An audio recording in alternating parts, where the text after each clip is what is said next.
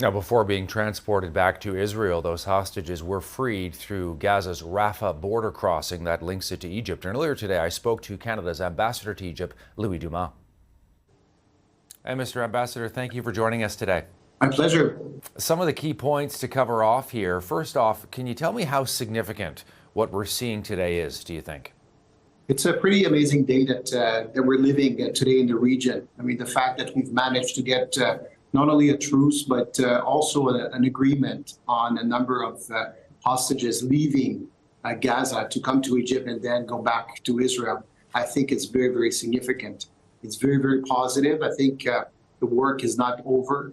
I think we still have a lot of work to be done, but it's a step in the right direction. In addition to that, I'm very happy to see as well that approximately 200 trucks of humanitarian aid left Egypt to go into Gaza, fuel trucks as well to assist hospitals, water desalination plants. So it's a very positive day today in the region. How confident are you that this 4-day ceasefire will actually hold? Well, we have to be very confident. I think, today is a proof that there is, a reflection at the very least, some goodwill, some concrete actions as well. We've seen not only the truce, but we've seen the release of hostages. As I've mentioned, the humanitarian aid going to Gaza.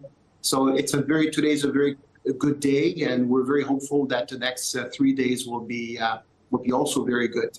But as I said, I think we have to look for a solution to the issue, a solution to the problem.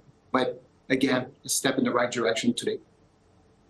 Yeah, if it does hold, let's talk about those solutions. What do you think it means, Mr. Ambassador, bigger picture? Well, I think bigger picture, I think we still have work to be done to get to a space where we can do even better work. I would say first, not only do we have to ask for the immediate release of all hostages. So again, with 24 hostages being released today, that's very good, but there's still a high number of hostages to be released. Second, we have to make sure that humanitarian aid still goes to Gaza. There's a lot of people suffering in Gaza. There's a lot of people who need proper attention, proper care, and it's very important that aid goes into the Gaza Strip. And third, I would say there's still a number of people in Gaza who are Canadian permanent residents of Canada and members of their family. And we're committed to have them come out of Gaza, come into Egypt, come to Cairo, and go forward, hopefully, to Canada. So as you can see, there's a lot of work to be done. But I think, collectively, and we have to think, where do we want to go with this current situation? Do you know how many Canadians, Mr. Ambassador, are still requesting assistance to get out of Gaza? Approximately 200. So we are in contact through our watch center in Ottawa with a great many of those Canadians. With the truce, which is very positive, some Canadians we hope, will manage to go from the north, to the south, closer to the Rafah border.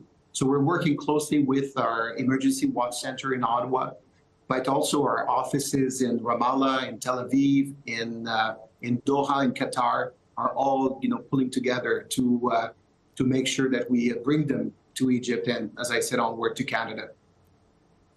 Today's day one of this truce. Do you think in the days ahead, over the next 3 days, we may see more of those Canadians get to safety?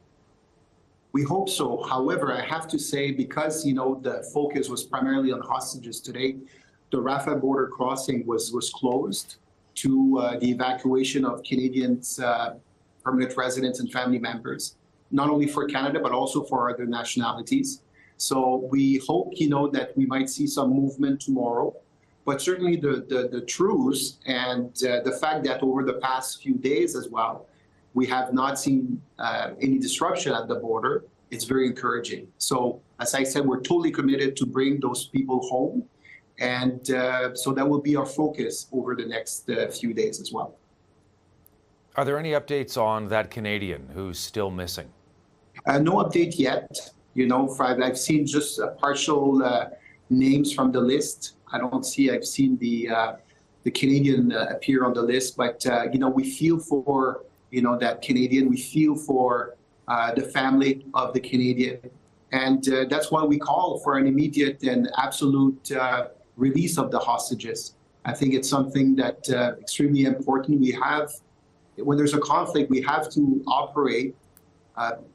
People involved in the conflict have to operate within the context of humanitarian law, and certainly a hostage taking of civilians is far from a desired outcome. So we're totally committed to bring the Canadian to safety, and also as well, we try to advocate for the other nationalities as well.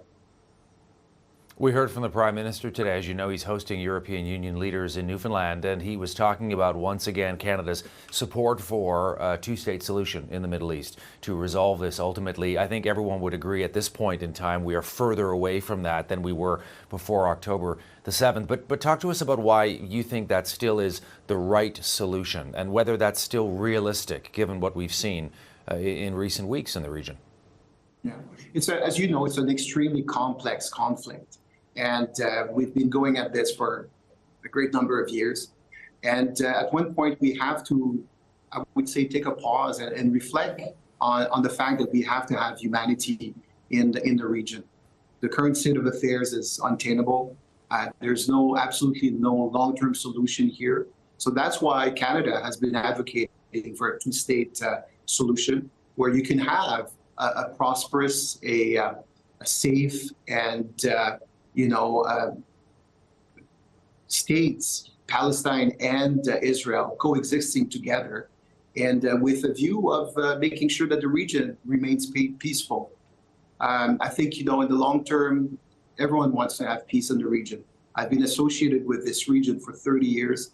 I've worked not only here in Egypt twice, but I've worked in Israel in the Palestinian territories, and people want pretty much the same thing. They want to have peace. They want to have food on the table.